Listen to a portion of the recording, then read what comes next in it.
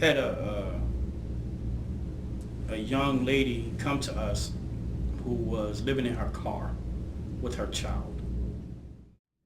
So I get a phone call one day, and the lady saying, "Hey, I'm trying to get some drug treatment." Okay, well, what's going on? I ask all these questions and stuff like that. And I said, "Well, what are you doing right now?" And she goes, I said, "What was that?" She said, "I just took a hit of crack." I said, "Say that again?"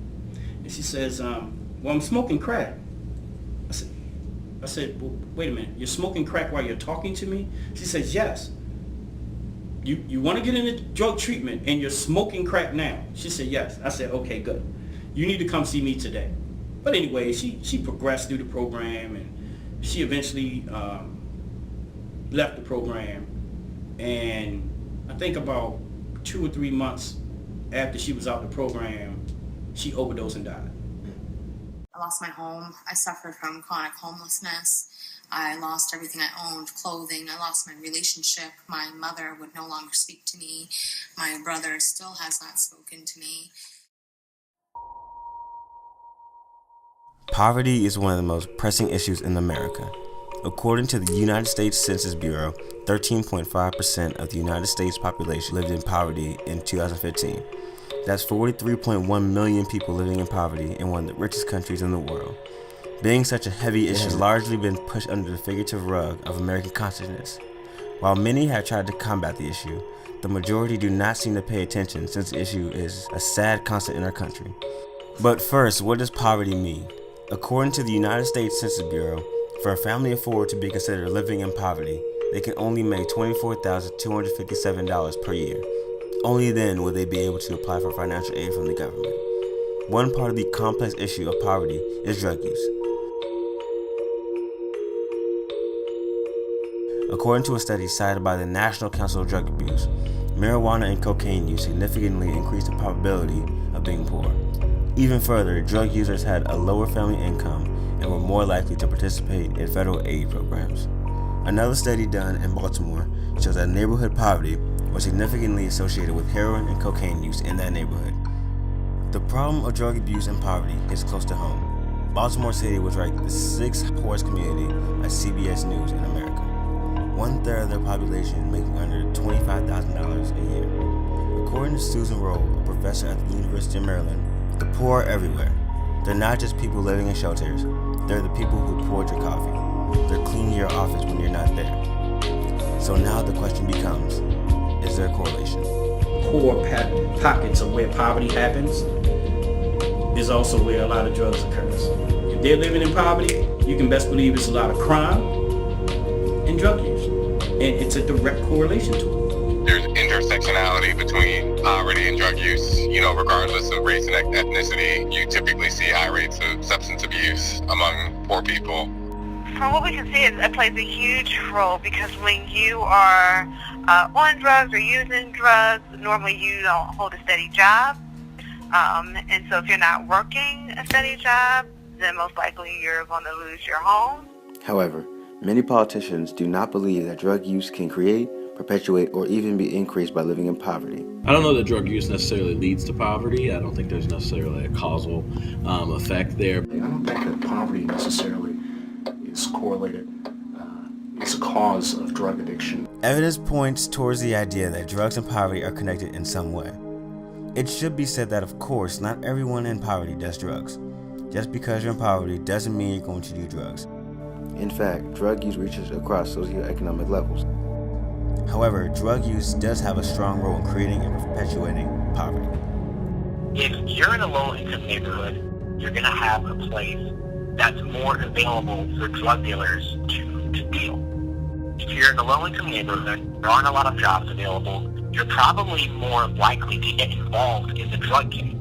If you're surrounded by a crime-ridden community, you probably have more access to drugs. Oftentimes, young people get into drug distribution as a way to make money. And so if we can try and find an alternative pathway for young people, young adults, so it's not just the addiction, but it impacts, our young people and their education and their access to opportunity. Drug distribution is the driving force behind violence in Baltimore. And so it has a very deep impact that goes beyond the individual. Drug use can perpetuate poverty and cause the cycle to continue for future generations and others around the person. If you think about it, most drug addicts, right, especially the ones I deal with here, they spend anywhere from $30 to $100 a day in drugs. You do that on a monthly scale. $100 a day times 30 days, $3,000 a month. Kind of hard to get out of poverty. You spending $3,000 a month on anything other than getting out of poverty. I think there is a propensity for the cycle of poverty to continue when drugs are involved, because drugs oftentimes mean, at any level, the person who is doing the drugs is absent from the situation, right? So that in the case that the parents are doing drugs, they are probably not doing things to make sure that their children are in a state where they're being successful in school or otherwise, and it only furthers the cycle into making sure that their child, and in some cases their children's children, end up in poverty. It also can make people's situations harder than it already is. Sometimes for food stamps, some low-income programs you can't qualify for if they find that you test positive for certain drugs. War on drugs declared by Nixon has created a system that heavily criminalizes, punishes people that participate in drug use, whether it be distribution of drugs or simply possession of drugs. According to the Drug Policy Alliance, in 2015, 84% or 1,249,025 arrests due to drugs was only for drug possession. However, this causes more harm than good. I think most experts would agree it's been a very costly, if not ineffective, policy. People who are in low-income neighborhoods, particularly communities of color, are more likely to get thrown in jail for these things.